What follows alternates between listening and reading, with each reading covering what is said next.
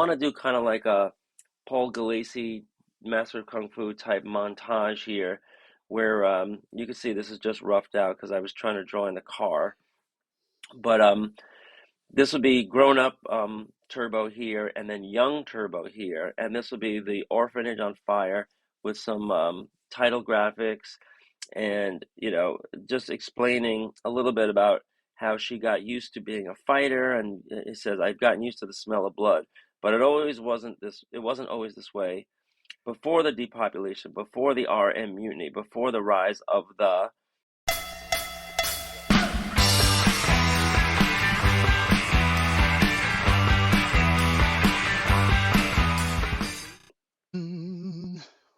Welcome to episode 32 of The Making of Turbo Pit Fighter, the comic book. I'm Kurt Brugel, and I'm joined with... Hi, I'm Jake Jacobs, How you doing, and Jake? we are.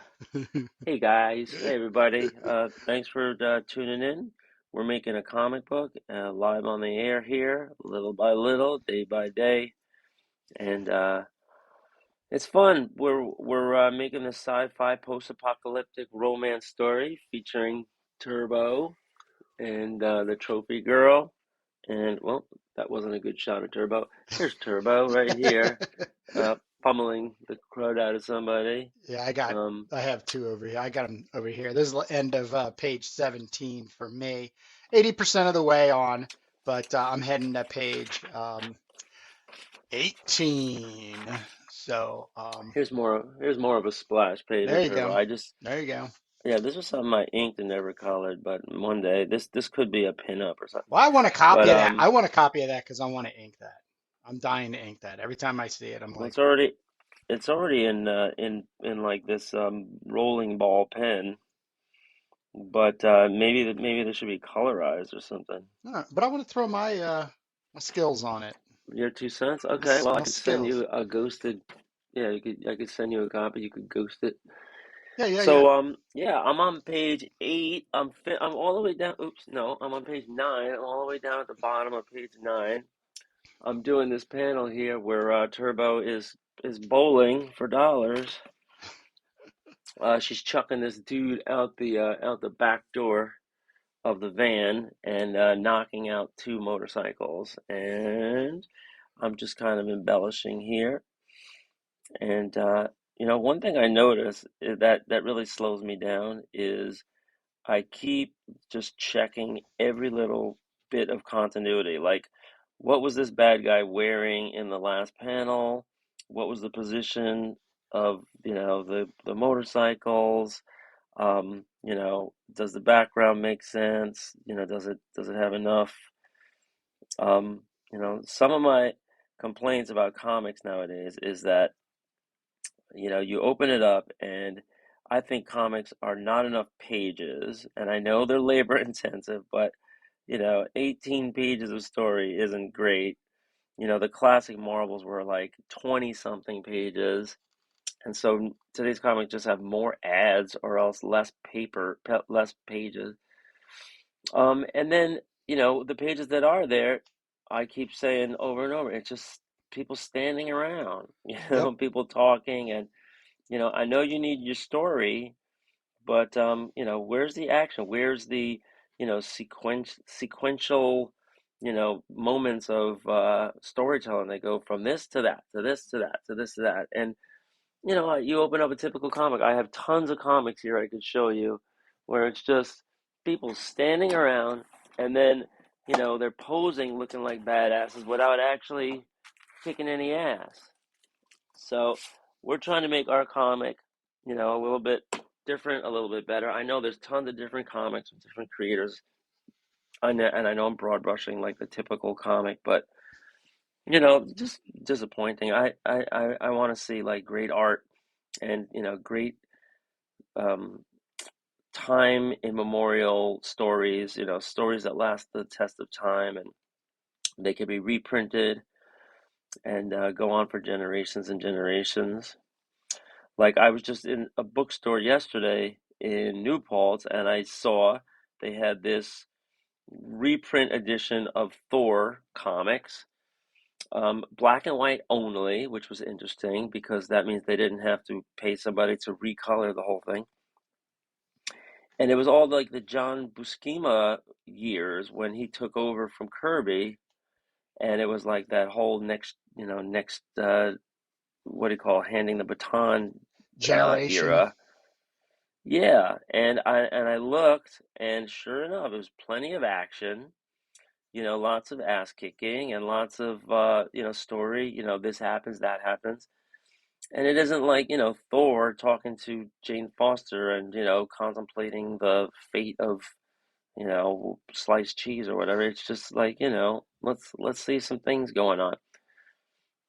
So Well, that's what I'm aiming for. your major way of getting to what's happening in comics is hitting like bookstores and stuff. Because I said, what was that place, Newberry's? Is that what you're kind of relying on? Yeah, Newberry Comics is in my local mall, and they have a big stand of recent floppy comics, and then they have a couple of shelves um, of graphic novels and reprints and treasury editions and all that. And then, but what they have, that's in the back. In the front, it's like manga.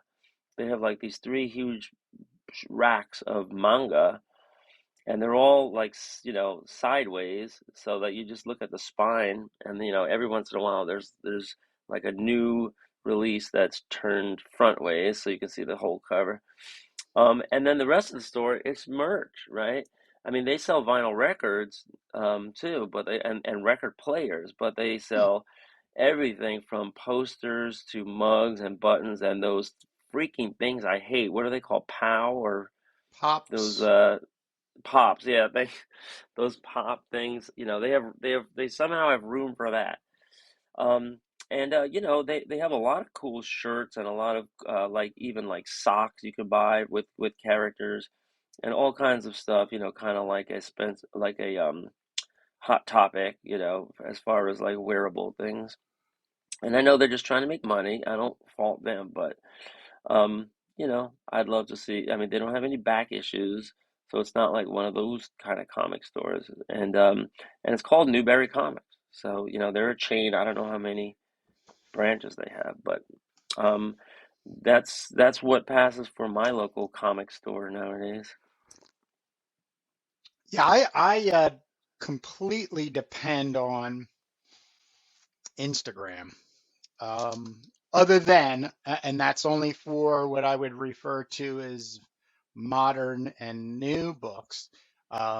I still just go through my old stuff and then I think, oh, what was the last thing that um, like Dave Cooper has done or worked on? But I follow him and he's usually in my feed, um, like right on the money, like one or two or something like that. So I have like my go-tos, and they're black and white. They're usually independents, and they're kind of the heavy hitters. Now, I also want to say that we missed SPX, Small Press Expo, down in DC, and I just think it was just our own timing, just not you were getting back to school, and I still have a ton of stuff that's on my plate, so to just jet out for an entire Saturday right now is a little challenging. But I think we need to find an indie centric show to go to. Um, Cartoonist Kayfabe are heading out to like our Ohio, um, and I think to like a library or something. Um, and the marquee was like zine comics and to that like. Um, but yeah, I just find it to be when I go, I have a local store. They're great. They're really great people. Hello, comic book shop. Um, but I wander around and I usually end up in a 2 by 2 foot section of old graphic novels and usually the black and white stuff with a then going out, Uh-huh. or in the two boxes of the same, like black and white magazine stuff and Yeah. that kind of thing. So I never really. I mean, they have the old school like just a whole entire wall where you see the entire cover, or 3/4 of the cover, and facing. Hmm. But I have a thing, and I always have, about against digital coloring. It does not appeal to my eye, and I really don't have anybody that I can kind of say right now that Vented. I'm, well, no, that I don't think they're even doing it right, unless it's like in a modern chromatic way. They're basically just using color to support the black and white imagery. So it's tough for me to really toe the line out there for books, because I'll back you up on it.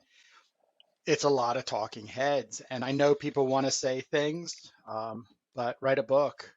You'll make more money writing a book and Yeah, putting on Amazon than you ever would for writing a comic book. Uh, yeah. um, I mean, I don't know if it's like a publisher that is like, they have writers that have been around and they're like letting them go free, with all this story stuff and dialogue stuff. Um, versus, somebody that it just is not noticing, the lack of action. But I mean, we are highlighting the work of Kirby and some of these classics, and it has gotten to be, more and more over the years, just standing around talking. Like, I guess, maybe it's something to do with the characters getting more adult, and the readership getting more adult, and people thinking that that's what people want, is a nice juicy story about, like, Adam Warlock, you know contemplating who created him and where he's from and all that. But no, I want to see them fighting. I want to see, or flying, or throwing chairs around, or doing something, for God's sakes. Let's see action. I mean, I'm not like 100% superhero guy either, right? I have right. like all these different graphic novels. I have Raw comics by edited by Spiegelman, and the indies that we love. Sometimes it's like Good Girl comics. Um, could be crime stories, kidnapping, whatever. But just not standing around. And then, to make it worse, it's like the panels are so sparse that, like, this is what kills me, and it's so popular now. You have a page divided into all vertical panels. Like, so there might be like five completely vertical slats on a page, and then there's like a face in one area of one slat, and some word balloons and nothing else, and it's just empty. you know Yeah. so not only do you have smaller page counts, more ads, and then sparse pages with a lot of standing around and talking, but it's like, where are the classic comics, that we know and love?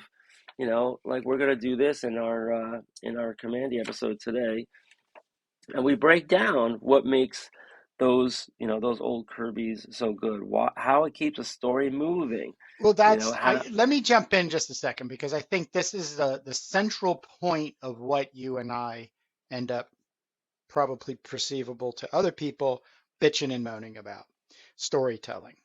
So we grew up in an era where we still had to wait every Friday night for the new Incredible Hulk episode, or we had to wait an entire season for the Saturday morning cartoons to come. There's such an instantaneousness of being able to get to something immediately and then binge it. Hmm. But at the same time, we're witnessing a lack of uh, phenomenal, or let me retract phenomenal, adventurous storytelling. And I open that word to all possible definitions. Adventurous, getting, trying something out, like, and there's stuff out there. Television, definitely. I mean, there's so much. Did I send you that link to Dust? Um, is a And short sci-fi YouTube channel. Great stuff. uh, Some of it's 3D animation, some of it's 2D animation, a lot of it's French. I mean, you and I should uh, just pick up sticks and move to Paris and try to get some of these French animators to work with us or something, or work with some French animators. But they're out there. But storytelling, and that's what you and I definitely square one, and this channel is totally about, is telling adventurous stories. yeah, I mean, we have a story, and it's going to take our character, through different stages of life. It's got flashbacks. It's got lots of action. You got these pit fights that happen almost every issue. There's attackers. We say it's a post-apocalyptic landscape, reminiscent of Road Warrior. So you have all these, brigands. There's never, any, I guess, rest or solace or peace. It just keeps moving at a frantic pace. It's a breathless comic. The action just leads into more action and action and action, and um, that's what I think is missing. Excuse me, and that's what we're trying to do here.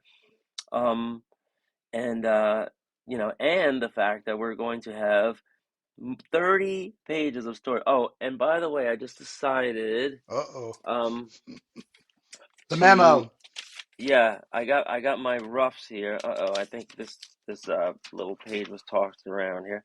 But um we had I had stopped, this is my planning ahead for issue number 2, and we had stopped where I just needed to do a sequence where we're going to introduce the unbeknownst one, the ultimate bad Yes. guy. That's going to Yes. tie into the story about how the world even got this way. He's going to be that bad. And I got up to page 29 here, right? So this is where the all the action and the story and the flashbacks kind of end. And I had page 29 and 30 set aside for the story of the unbeknownst one, where I wanted to introduce him, and he does some really bad, heinous stuff to some travelers on the road that are headed towards a pit fight. But I realized we need a, a page one splash. This is So issue one. I two, mean, two, excuse two. You're still talking issue two, right? right? So and the reason why is because we kind of have to segue better, from issue 1 into issue 2, and explain like a little bit about, like, kind of set up how things are going to go. So instead of just having these 2 pages at the end of the unbeknownst one, what I want to do is have this first splash page. So this will be number 1, and then all these page numbers will have to change one. So 1 becomes 2, 2 becomes 3, and I Got want it. to do kind of like a Paul Galassi Master of Kung Fu type montage here, where you can see this is just roughed out because I was trying to draw in the car. But this will be grown up Turbo here, and then young Turbo here, and this will be the orphanage on fire with some title graphics, and just explaining a little bit about how she got used to being a fighter. And it says, I've gotten used to the smell of blood, but it wasn't always this way before the depopulation, before the RM mutiny, before the rise of and then I'm going to put in the name of the ruling family, which I guess we don't have a name for yet. Nah. Um, and and she's going to say, she showed up at the orphanage, hand shivering, bloody knife gripped tight, covered in blood, some mine, my father, my sister, my mother, dot, dot, dot. And here you'll see like flaming cities and a little shot of the orphanage with the cross and everything. So this will be our page 1, and then it'll go to the previous page 1, which is young Turbo at the checkpoint, and the story will go from there. So that brings us to a page count of 29 so far, and I still have yet to do the unbeknownst one. So I think I'm going to do 30, 31, and 32. All do we dare do 32 pages all story, no ads, no pinups, no nothing? Yeah, why not? I mean, we're not we're not Maybe in a one position book. right now. We're not in a position right now to drag anybody in as an advertiser. So I don't know where we would get the Right. balls I to mean, think. we could promo our own stuff, Yes, we but could. Yes, we could. we still have the inside coverage for that if we Hmm. want, right? Yeah. So Yep. I'm Yep. thinking, yeah.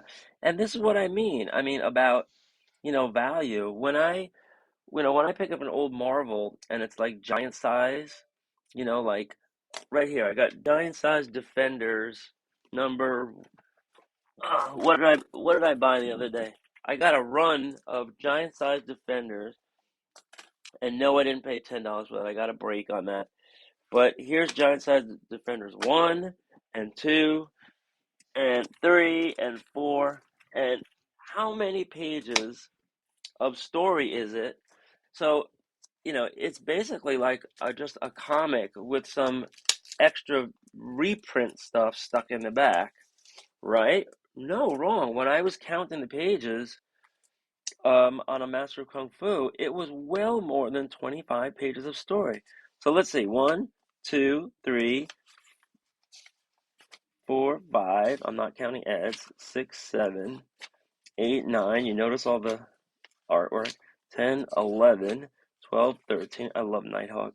14, 15, 16, 17, 18, 19, 20, 21, 22, 23. Still going. 24. Look, Guardians of the Galaxy. 25, 26. Splash pages. 27, 28, 29, 30, 31, 32 pages. What? Wow. Can you believe it? 32 Yeah. pages. And then they have a reprint here of Daredevil, which isn't even advertised anywhere. This is so randomly placed. Oh, but I think, you know why this is here? This is the origin of Nighthawk. Speaking of Nighthawk, so this is originally presented in Daredevil 62. So they said, let's throw in, um, the first appearance of Nighthawk, which he looked totally different and he wasn't as cool. Um, and he was also a bad guy. So great Gene Colan art and stuff. So 32. So this is what they had back in the day for 50 cents when comics were, I guess, a quarter or 30 cents or something. And you know, it wasn't just a regular comic with a reprint in the back, you know, because look, the reprint itself is one, two. I think it's a complete comic. One, two, three, four, five, six, 7, 8, 9. Look at these great pages by Gene Colan. 10, 11, and then 12, 13, 14, 15. Daredevil. Look, he's got a mask on over the mask. 15, 16. I lost count. Okay, whatever. But you get the point. Um, yeah. So, Well, I think what we've it brought this up and we've talked about it. Just to jump in, one of the reasons, you know, uh, these comics are thin on storytelling is it's one person. And that one person, if they have a publisher, is getting a really, really low, um, uh, what do they call it? The page upfront rate. money. Yeah, Oh yeah. to get the advance, um, and they're doing it all by themselves. And I don't know of anybody. I mean, I've seen people, I've met people, I've worked people that really do well at penciling and inking layouts and stuff like that. But I, I don't know too many of the people, and I'm talking like really well storytelling uh, um, in this, in the comic, uh, and also writing and drawing. Um, and so those books that you just went through, that's an assembly line. Those are there, and editors, I think, were obviously an unsung hero.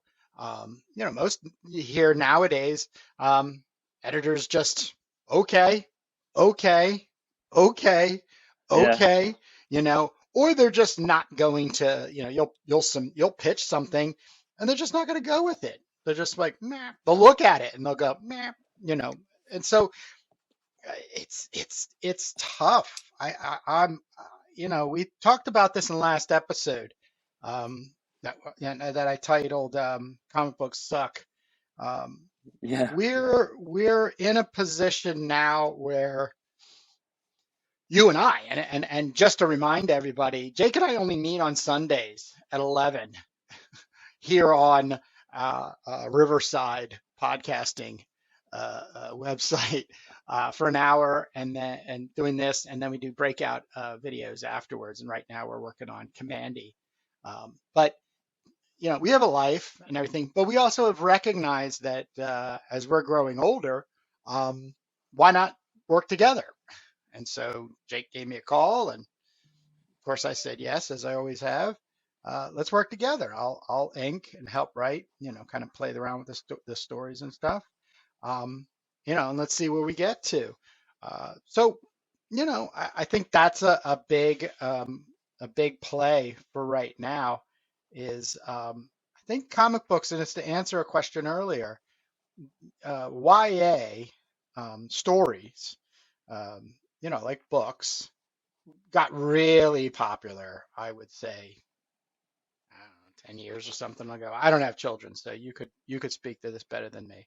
Um, and I think what had happened is that publishers just started leaning in because of the big comic book movies, the big superhero uh, fat cats. Hey, let's start finding, you know, young people to write and illustrate, you know, comic books, but in a young adult um, platform. And so the talking head thing just really becomes in vogue and fashion. But the people that I listen to in podcasting are all saying the same thing as us. And they're also making predictions that that is now making a shift. Where that shift's heading to, Lord only knows.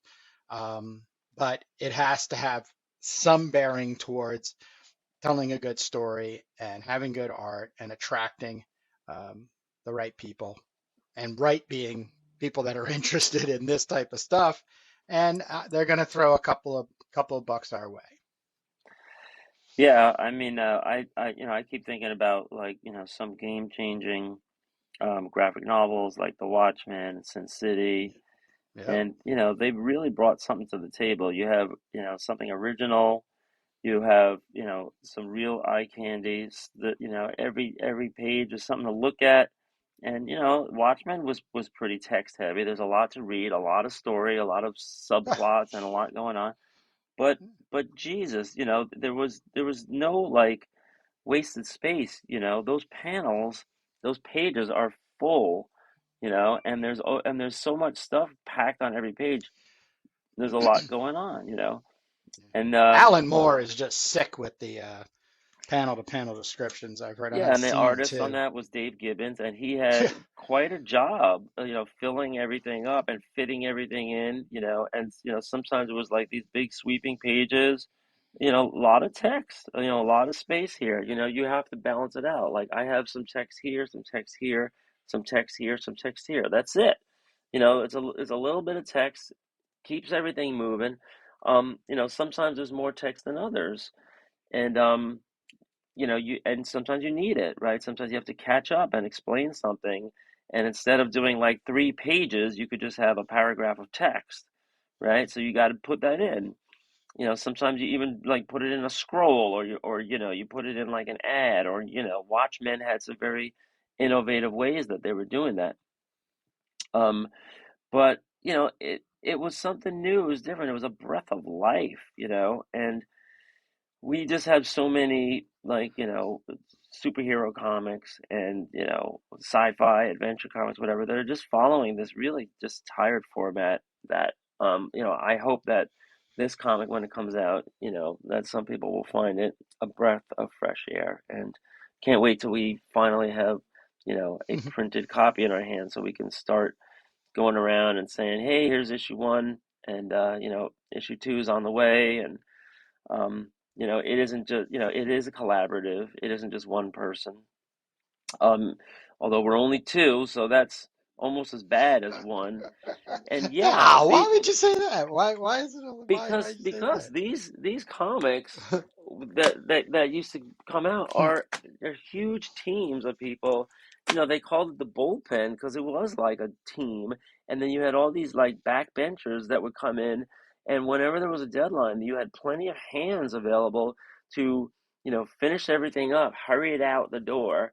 You did have editors that were overseeing it all, and there was just no shortage of breathing humans there, even if they were just literally teenage kids that were hanging around the office. That's how a lot of these people broke in back in these golden days. And Yeah, we don't have that now. Now yeah, everybody's in little silos, and you don't really see internships because it's a digital world and everybody's, over Zoom or phone or whatever. There's a lot of distance. There isn't too many like big cities like New York City. I mean, you have smaller cities like Cleveland, Cincinnati. How many, bright-eyed kids are there that want to go intern for free for months and months at a comic book company? Give me a break. You're lucky if there's like two in the whole city, maybe one. Um, and things are just really scattershot. But this is exactly what we should be using technology to do is, find each other, create comic collaboratives, find a whole bunch of part-timers that can, work, towards a common goal. I see this one in my feed called Lesser Known Comics.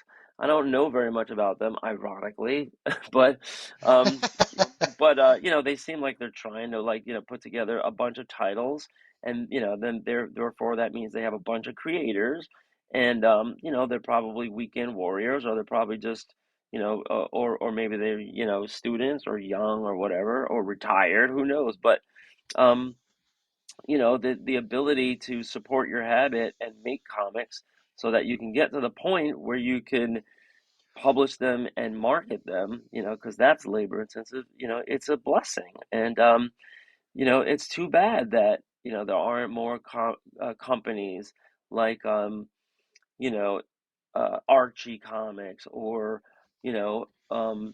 back in the day you had Atlas comics, not the early Marvel Atlas, but the later Atlas, which was just taking all these disgruntled Marvel artists in, and then giving them competitive page rates. And that competition was great too, to just spur on the market, and get more people into the game. But this is the reality. So, we're just doing one little project and doing what we can. And we say it all the time. We're hoping to meet other people that maybe are like-minded, because then you can pool some resources and say, all right, let's trade ads. You put your ad in my comic, I put my ad in your comic. Or maybe you go a little farther and say, hey, let's team up on you're doing your title, I'm doing my title. Let's team up on a third title, which we'll put into production too. And those things may or may not ever come out, but, eventually something will happen with, all the content. And, we're just, plodding along, just kind of, still be in the comics game. I'm reminded of that famous joke about the what was it? There was like a janitor cleaning up all the elephant dung after the circus, and like the clown is passing by late at night and he says, "Wow, you're still here?" He goes, "Yeah, there's a lot to do here." It's like, why don't you get another job? Like you could make more money driving a cab or something. And the guy looks up and says, "What? And leave show business?"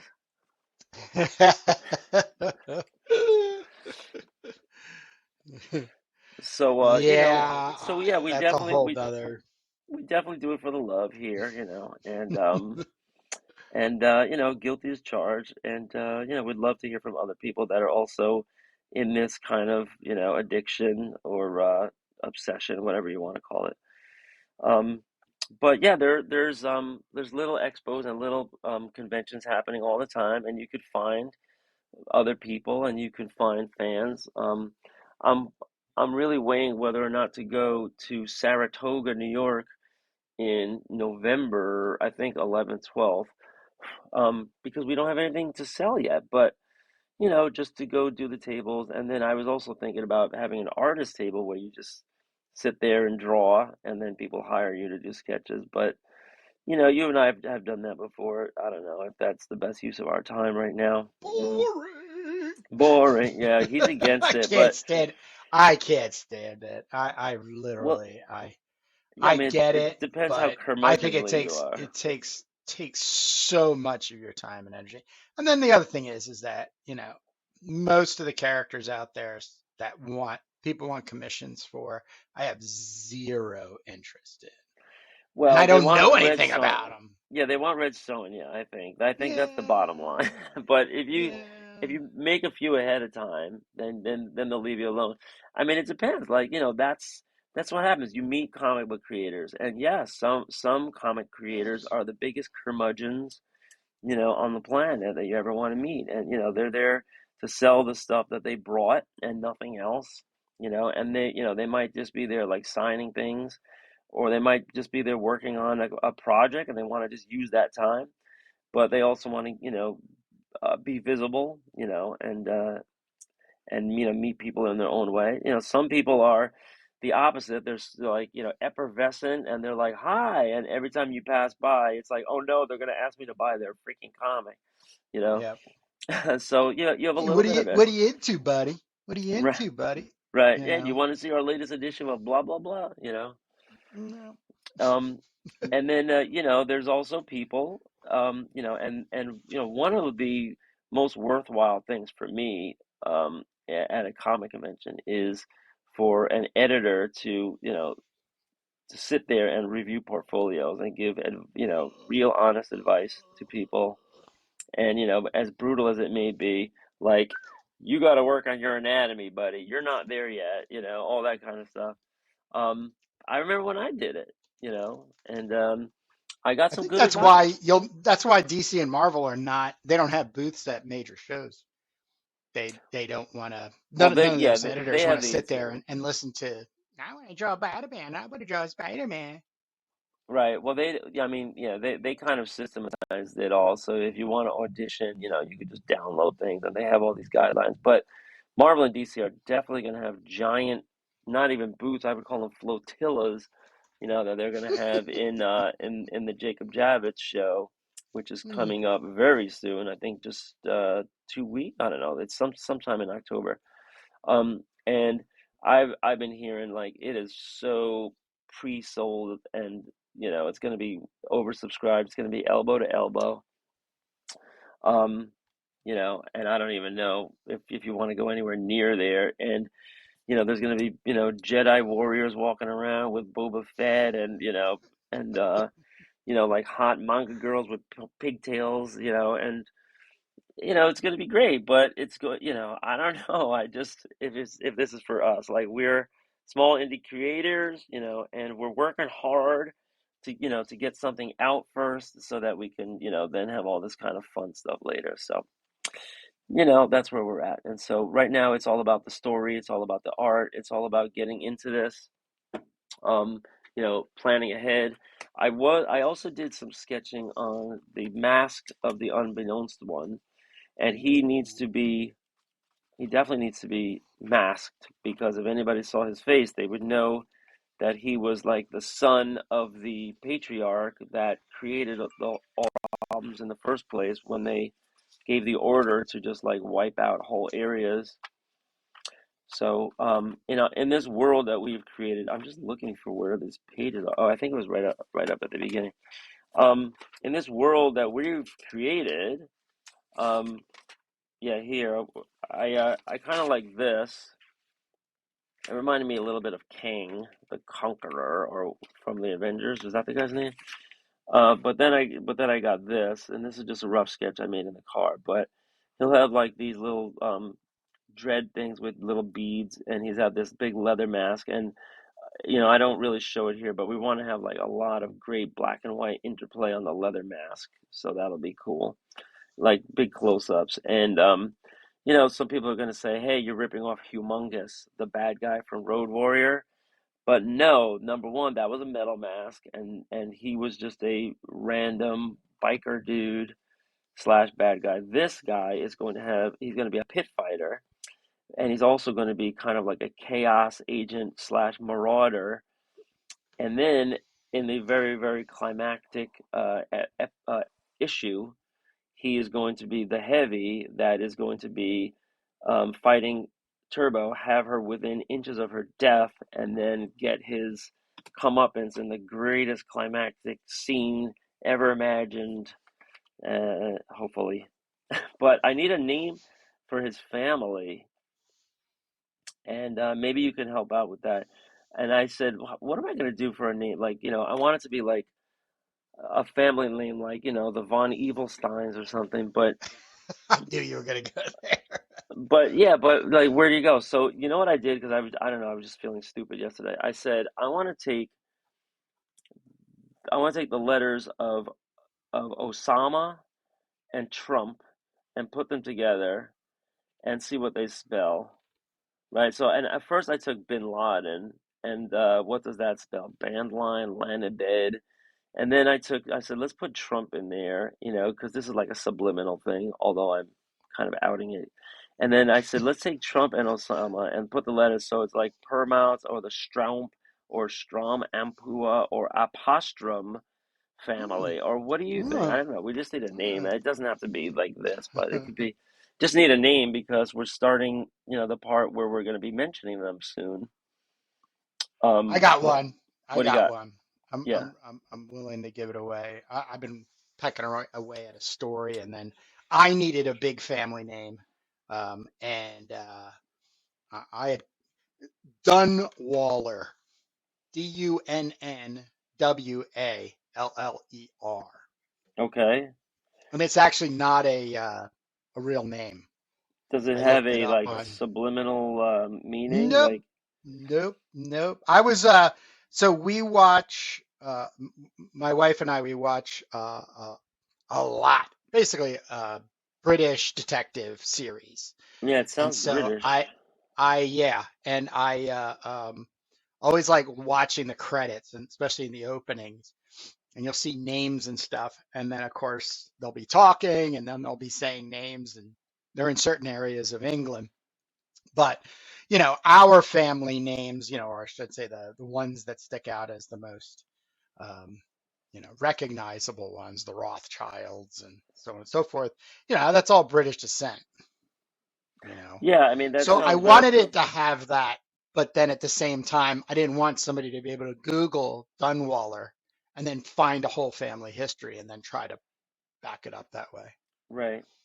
Yeah, I mean That's all. I You don't I have to do wanted to try to avoid like ethnic identification because I wanted to be this would be a future where so many ethnicities have merged, that it's kind of lost, and it could be any ethnicity or combinations.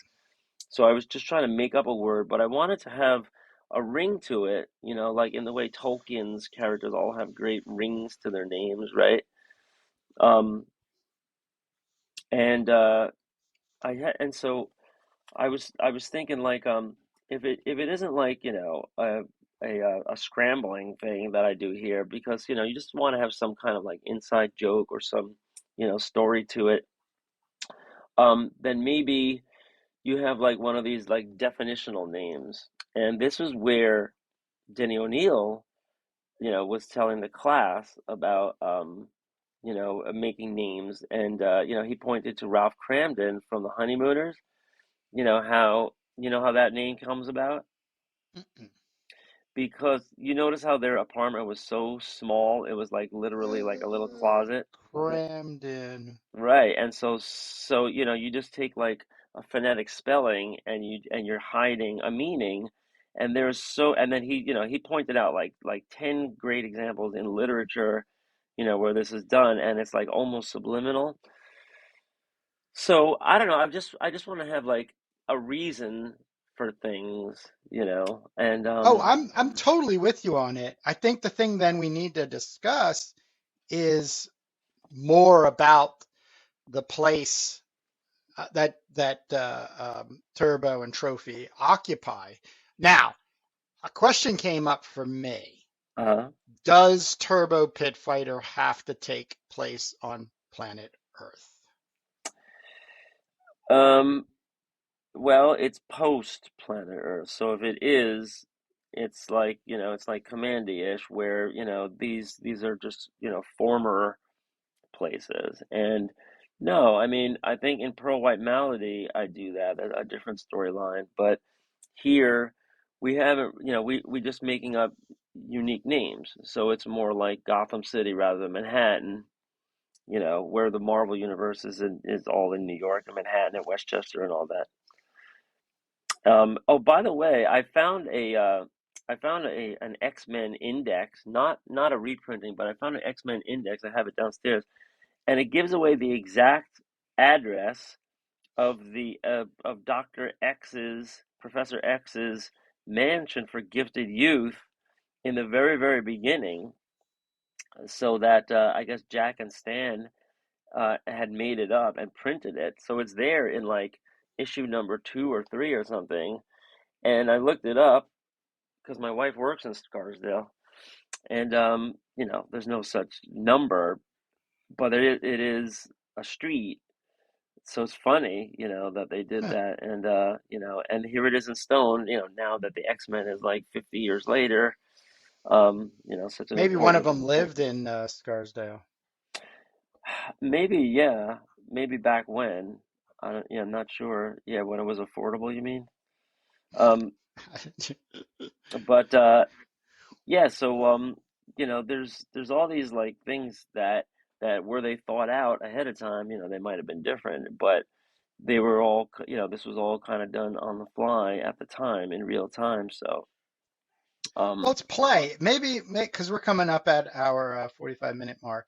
mhm, Um, so maybe we should try to do a part two next week on naming and naming this family that's basically at the root of why we go into an apocalyptic state. And then kind of give a more unveiling to the Turbo Pit Fighter world, but also create, just go for it. Because I think you and I, we share so much. I don't think it's going to be that difficult. I would just like to have a little bit more time to, because computers are great. You just mhm, Google and you mhm, just keep going and going and going and go. Next thing you know it, you go, oh, okay, cool. And it's all in how you prompt the search. So, right, um, but keywords. but with that but with that being said, we'll try to remember.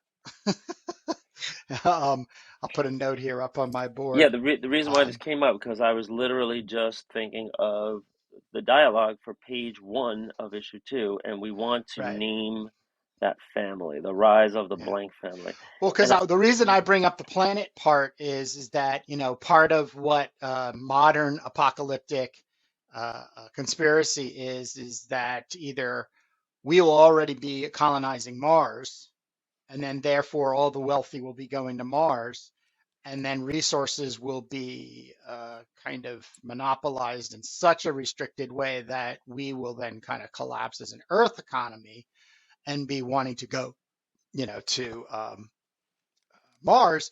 But then, and this is me speaking now, um, you get there and you're doing all right in the new colony of Mars, but there's a failure, and that failure is rooted in this optimal family that behind scenes is manipulating the show. well, since you brought up another planet and a colony, uh, I have a different storyline called "Kill Crazy Priests in Space," where we have a mining colony, and it could be Mars or it could be somewhere else. I Mm. don't know, I don't know, like, what's going to happen with, in real life, but, with space travel and colonizing, as opposed to just figuring out that we can make Earth habitable pretty easily if we wanted to. But and maybe there will be like a Jeff Bezos who says, "Screw it, we're gonna have to do the Mars thing, or space station, or just go out forever, traveling in some kind of sustainable thing." Because they are figuring out the food thing and growing food, in these little vertical. It's very cool. These vertical gardens. Yeah, Uh, yeah, I've seen um, them. but they're very susceptible to things going wrong. You need air, Everything water. is. Yeah, Everything is. There's no yeah. such thing as perfection. It's No, all yeah. an I mean, idea that you work towards. your life depends on it if you're going to be out there and it's a sustainable thing. So these are Right. things that have to be perfected and over generations, so that you have the reliability before you can like launch an exploration into space and imagine that you're going to be having babies out there and sustaining them, and you'll have to have hospital facilities and you'll have to have everything on board in order to do this. So which is possible, if in maybe centuries or decades or something, but it's really the realm of sci-fi right now, as opposed to like policy planning or NASA or anything. Yeah. So that's our All job. right. Yeah. Let's yeah. Yeah. So I think, yeah, like I said, I'm gonna make a note here and I'm putting it up at the top of my table. So I want us to try to pick up from this point and world building, I guess, would be the discussion Well, for world episode building, but 33. for the immediate time, just coming up with some names. I need some Sure. onomatopoeia or It'll all fall out. yeah, It'll all fall some out. ringy dingy names, and Yeah. to be able to use. So Cool sounding. yeah, cool sounding names like oh, that just like sticks in your head or something. All right. Because Well, yeah. then, thank you, Oh, and one everyone, more thing for. before I forget for next week too is we got we got to come back to this Duke guy or whatever we call him, that we're gonna start laying Yes, breadcrumbs. yes, yes, yes. Right, we're gonna start. Let me grab my sketch here. I have it right here on my wall. Yeah, I think this is it There's here. We're Duke. gonna grab some. Yeah, we'll have Duke.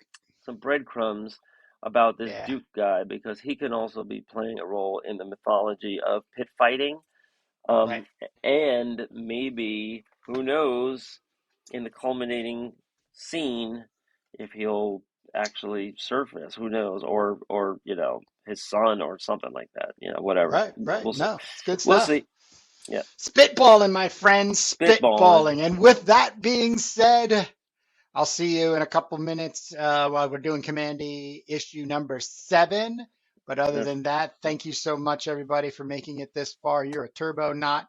And yes, I can't wait till next week, as always, Jake. So see ya.